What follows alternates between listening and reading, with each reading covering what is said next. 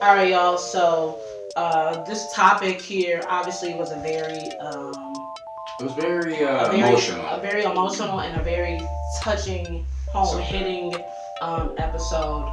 So because it was a little lengthy, we have to basically do Cut it it in into two half. parts. Yes. So this is, I guess, Gonna be a part two. hey, Hey, thank you for still watching, still yeah, subscribing, still liking and commenting. of Keep going. course, of Do course. what you gotta do, but when we have moments like this, we really want to make sure that we give you guys the right type of information when we're going through a struggle. This is our life that we're expressing of being a black individual, not just a woman, not just a man, but an individual in general. Or the people who you see on YouTube, because at the end of the day, you only see what we show you guys on camera. You guys don't know how we are outside. Yeah. And there are some of you guys who watch this that probably can relate to us. You know, and if you can relate to this, tell us some of the things that you've been through, Right. or some of the things that you have encountered. Because not only are we speaking for ourselves, but we want to know about you guys too. Exactly, because the only way we're ever going to solve a problem is if we have communication. If you can express to me what ails you, what hurts you, what bothers you, what makes you happy, what makes you sad, then it's up to me to take that information that you have given me and strive into making sure that I can make you happy. But then those days that you get sad and emotional, I know what to expect to happen and I can make countermeasures for it. Yep. It's the same thing that we do when we say Talk Tuesdays, let's talk about it. I'd rather you get it off your chest and speak your piece than to hold everything in and kill yourself. That's the best advice you can give, because maybe somebody watching this, maybe they might probably be like, dang, I never, they said exactly how I feel. And if you can relate to this and you feel like this, or you know someone that feels like this, share this with them to let them know that they're not alone.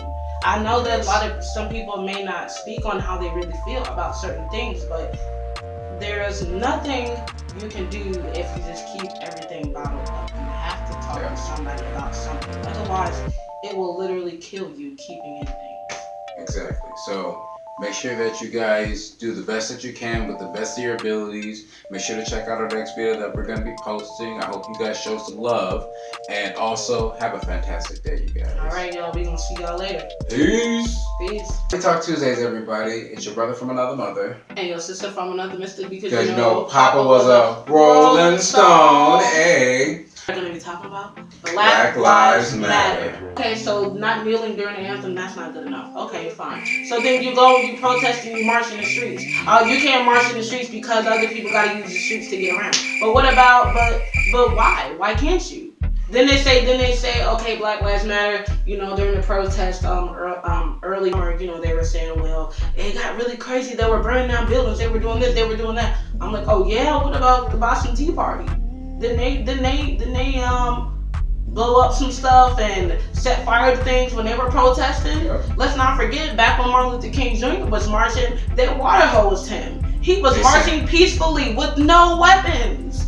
They were getting mauled by dogs. They were getting hosed down. They were getting beaten. A lot of them went to jail, and all they were doing was just marching peacefully. Yes. Probably holding up signs, and maybe they were yelling and screaming in the streets. But that's what you do. You chant when you're marching and things of that nature. Whether you're doing a peaceful protest, whether you're not doing one, evidently the same perception is there. You don't ask no questions. But then the other issue that I have with this, and I'm just gonna say it, is when you have certain folks that don't have the knowledge of it, and then their friends ask them, well, why the heck are they doing all this, and why are they causing all this destruction? My thing is this, when people say, all lives matter. Okay. If all lives matter, if that's really the case to you, then where are you for the black people? Where are you for people of color? If all lives matter to you, you should not have to put the word all lives matter in front of Black Lives Matter to make a point because you feel left out. And that's the problem. Some people feel left out, so they have to do something. Like when they say Blue Lives Matter. First off, there is no blue person unless you watch The Fifth Element. That's the only blue person we ever recognize. All right. Other than that, there is no such thing as blue people. Okay, let's get that right. Okay. Being a cop is an occupation. That's a job. Yes. You can change your job. Yes. I can't change my skin color. I was, like I said, I was born black and I will die black. I don't want to die because I am black. We're not sitting here saying that that cops' lives don't matter, but when you try to make a slogan out of it by saying occupation Blue Lives Matter, you can quit your job at any time. I can't stop being black. This is me. This is my life. Exactly. This is my life too. This is our life. And anybody else that's black that's watching this, you can't sit here and try to tell me that I'm not supposed to be angry or infuriated or feel some type of way because I see my fellow black people getting mistreated. At the end of the day, I am black. And I do see things for what they are. Yes. Like I said in the previous video before, I do believe that police are here to serve and protect. Yes. I myself have yet to have a bad encounter with police officers, but I have had encounters with people that I know who were thinking about being cops and they said some racist things. And they had some racist family. And that makes me scared. Because if you're supposed to be a police officer, yes, and you're supposed to protect all you're supposed to protect us. You don't see me as a person. You see me as a black individual who may or may not be a criminal, and I don't even have a criminal record. Nope. And Ian, I get it. When you have because I work in customer service, so I understand how it feels when you have multiple different people coming at you at the same time. It's a job that you have to do that you don't like. It's like being a supervisor. Okay, if you don't like doing it, then quit. Find something else to do. Right, but this is what I'm saying. If you really truly love the job that you have and you really want to make a difference, then the first thing that people need to do for cops is that you need to put people who live in those neighborhoods to work the streets. Yes. Because in that way, they know the neighborhood, they know the people, and they can address the situation in a calm manner than putting someone who's never been there before and could possibly escalate the situation for no reason. Because they don't know how to handle it. Exactly. And then when it comes to these situations, you got to get the training for it. Me, as being a supervisor at a job, I have to understand the different personalities. I have to understand how people react to certain things that I do. I have to make sure that whenever there's a problem, that I am able to stay as calm and collective as possible. Don't lash out, don't yell, don't do any of the things. You want the person to calm down so that they can tell you what the problem is. I will say this. There are some people who are Black Lives Matter supporters, and some of them may be racist. But that's probably just because of some of the things that they have been through. Yes. That is not me. I'm not racist. Me either. And if you feel that I am, then that's for you to feel that way. I'm not gonna sit here and try to make you think that I'm whatever. I'm not gonna sit here and try to convince you to think that I'm something else. I said what I said, and if you still don't believe me, that's on you. But everybody that knows me knows what I'm about. So if you want to put me in a category to make you feel better, then kudos to you, because you are the reason why some people feel the way that they do, because you don't know how to open your mind. And I feel bad for you because you're never going to get nowhere being closed-minded.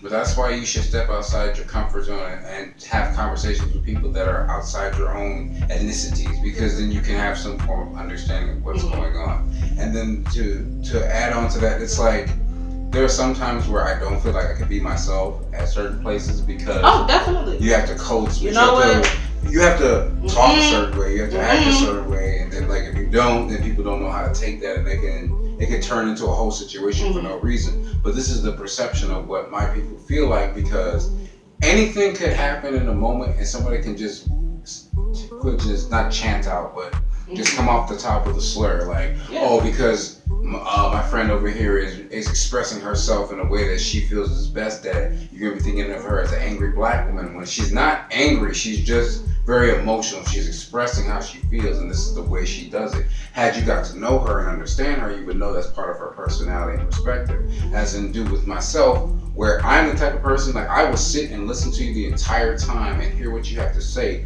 but as soon as I hear something that doesn't make sense to me or I have no understanding of it, I will actually pause the conversation and say, hold on, I didn't understand this part. You gotta finish this before we can continue further, so that I can really put my foot down and giving you examples. You might have had these experiences with your life. I've grew up black for 29 years. I've had one or two experiences with cops that made me feel uncomfortable because, like, the way that they had a bad day and they came at me the wrong way. I mean, like I said, I don't know. I've had a few incidences where I have had run-ins with cops, but when I say that, I don't mean it in the sense of I did something bad and now I'm getting involved with police officers. No, it just happened to be a case where something happened. I was around. I talked to some police officers and they were very kind to me and I was kind to them. So, I do appreciate cops. I feel that cops do go through a lot. I'm not going to keep going through this because that's another video for another day.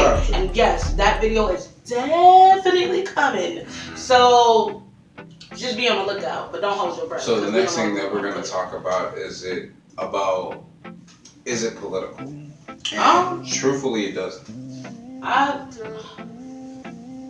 I wouldn't say that it is political, but I would say that people who are in politics will try to use it as a tactic to get other people, because right about now, the hottest thing that's going on right now is Black Lives Matter. Yep. Everyone's trying to say Black Lives Matter, whether they do support it or they don't. Yes. And unfortunately for those people who don't stand behind the whole Black Lives Matter and they're just saying it just so that they don't get ridiculed for it, I do feel bad for you, because eventually you're going to be exposed. There was a certain place that is a coffee shop, and they said that their employees couldn't wear nothing that was Black Lives Matter, and they said that, and then they got a lot of backlash for it, and then right after that they said, we never said that. As they say, they tried to reverse it. The only thing that reverses is Uno and cars. You can't reverse reality. No, but this is the situation when it comes to stuff like that. They have to, in their perspective, it's all about where the money is. Of course, skin complexion does not matter as long as it's green. My life is not a slogan, okay? This is real deal to me. Every day that I go outside of my house, it does not matter where I go. I am always afraid, because at the end of the day, I am a black person, and I never know if anyone's out to get me because I am black. And that is her perspective on that one, because that it's the way we grew up, it's the environment we lived in. For me, like, I never really realized a lot of the stuff that was going on behind closed doors because I'm a child, I'm oblivious to it. But as I get older and you start to hear things or you see the way people respond to you on certain stuff, it's like, hey, what did I do to you? I don't understand. And nobody wants to give an explanation, or if they do, it's not really an explanation. You just said something just so that you can end the conversation. You know, those type of people that do stuff like that. I'll say this. To answer your question, is Black Lives Matter political? No, it is not. It is not political, but there are some people who are in politics that probably do use it as a tactic to get other people on their side. Yep. And that is not cool, because you should not play with people's lives. No. You should not play with people's lives. They're not toys. No, you shouldn't. You want to play, go get a video game.